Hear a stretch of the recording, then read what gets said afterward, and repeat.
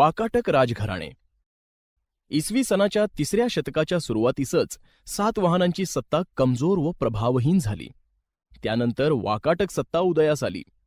3ऱ्या शतकापासून ते 6व्या शतकापर्यंत या घराण्याने आपली सत्ता अबाधित ठेवली होती. वाकाटक घराण्याचा संस्थापक विंध्य शक्ती हा होता. विंध्य शक्तीनंतर पहिला प्रवरसेन हा वाकाटक साम्राज्याचा राजा झाला.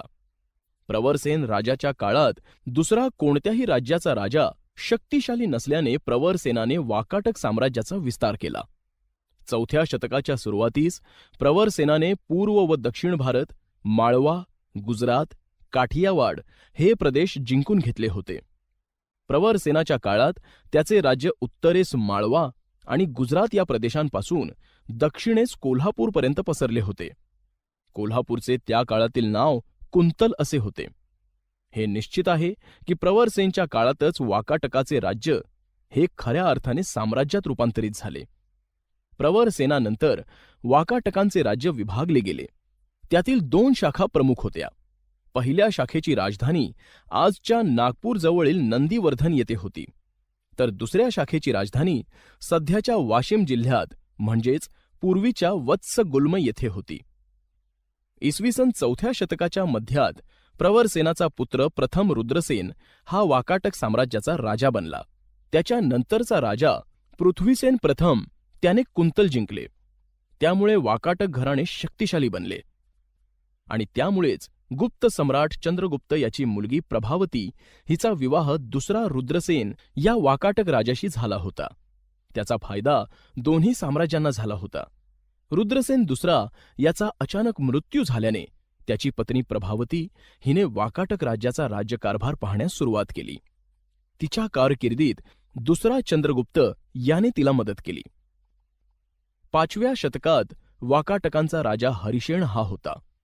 त्याच्या दरबारात वराहदेव नावाचा मंत्री होता. तो बौद्ध धर्माचा अनुयायी होता. त्याने अजिंठा येथील 16 क्रमांकाचे लेणे खोदवून घेतले होते. अजिंठा लेणी ही महाराष्ट्रातील औरंगाबाद जिल्ह्यात आहेत. अजिंठ्याच्या इतरही काही लेण्यांमधील खोदाईचे तसेच ती लेणी चित्रांनी सुशोभित करण्याचे काम हरिशेनाच्या कारकिर्दीत झाले. भित्तिचित्रांची कलाही या काळात अतिशय विकसित झाली होती. वाकाटक राजा दुसरा प्रवरसेन याने महाराष्ट्री या प्राकृत भाषेत सेतुबंध हा ग्रंथ लिहिला. तसेच संस्कृत भाषेतील महान कवी कालिदास यांनी सुद्धा याच काळात मेघदूत हे काव्य लिहिलं. यावरून वाकाटक घराण्याची कला, साहित्य, शिल्पकला, धर्म या सर्व गोष्टीतील अभिरुची दिसून येते. चालुक्य राजघराणे. चालुक्य राजघराणे हे कर्नाटक या राज्यातील होते. वाकाटकांचे राज्य नष्ट झाल्यानंतर दक्षिण भारतात अनेक सत्ता प्रबळ झाल्या. या सर्वांवर चालुक्य राजांनी आपले वर्चस्व प्रस्थापित केले. पहिला पुलकेशी हा चालुक्य राज्याचा संस्थापक होता. कर्नाटकातील बदामी येथे या राज्याची राजधानी होती, म्हणून त्यास बदामीचे चालुक्य असेही म्हणत.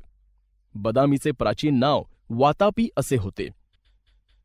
चालुक्य राजा दुसरा पुलकेशी याने दक्षिणेतील कदंब, गंग व आलूप, उत्तर कोकणातील मौर्य, गुजरात व महाराष्ट्र येथील कलचुरी यांचा पराभव करून नर्मदा नदीपर्यंत आपली सत्ता वाढविली. उत्तर भारताचा सम्राट हर्षवर्धन याच्याशी त्याचे नर्मदा नदीकाठी घनघोर युद्ध झाले. त्यात त्याने हर्षवर्धनाचा पराभव केला. नंतर पुलकेशीने कोसल, कलिंग, आंध्र इत्यादी प्रदेश जिंकले. पुढे दिग्विजय संपवून तो बदामीस परत आला. नंतरच्या 3 युद्धात पल्लवांनी त्याचा पराभव केला. 642 मध्ये पल्लवांशी झालेल्या युद्धात तो बदामीजवळ मारला गेला. कर्नाटकातील बदामी, एहाळे, पट्टदकल येथील प्रसिद्ध मंदिरे चालुक्य राजांच्या कारकिर्दीत बांधली. त्यातील विजापूर जिल्ह्यातील एहोळे येथील जैन देवालयातील शिलालेखात रविकीर्ती कवीने पुलकेशीच्या दिग्विजयाचे सुंदर वर्णन केले आहे.